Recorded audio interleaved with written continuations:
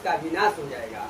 अब द्वादशी तिथि में वर्ज्य यानी द्वादशी तिथि में क्या क्या नहीं करना चाहिए, तो देखिए इसमें बृहस्पति कहते हैं दीवा निंद्रा परान्नम च पुनर्भोजने भोजन मैथुने क्षौद्रम मकाश्य निमिषम तैल्यम द्वादशमेष्ट वर्जित। यानी कहा गया है कि बृहस्पति ने कहा कि द्वादशी तिथि में वर्जितों की गणना की गई है। दिन में शयन यानी द्वादशी तिथि में जो जो उस दिन पारण के दिन है उस दिन में सोना नहीं चाहिए।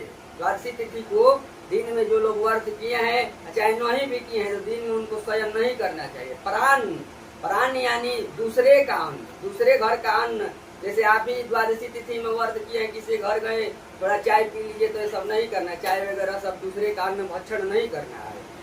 और हम लोग का पंडित जी हैं तो हम लोग को अब जाएंगे तो द्वादशी तिथि का पूर्णाहुति इत्यादि किसी का कराना होगा तो हम लोग तो भाई खाएंगे, तो उसमें लोग हम लोग को दोष नहीं लगा, क्योंकि हमारा जो है तो यही धर्म में कर्म है।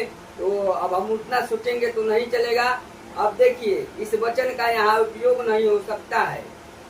इसका तो वाक्यादि भिन्न दिन परान्न विषय में होने से फिर से भोजन यानी पुनः भोजन करने के बाद तुरंत पुनः भोजन करना और मैथुन संभोग करना, शहद का भक्षण, उस दिन मध भी नहीं खाना चाहिए, दिन में नहीं सोना चाहिए, दूसरे का भोजन नहीं करना चाहिए दूसरे घर का। और कांस्य पात्र यानी पीतल आदि तांबे इत्यादि के बर्तनों में भोजन उस दिन नहीं करना चाहिए।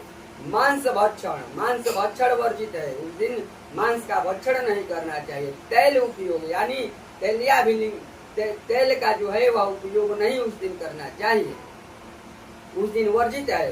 ये 8 वस्तुओं को जो द्वादशी तिथि में वर्जित है इसको जो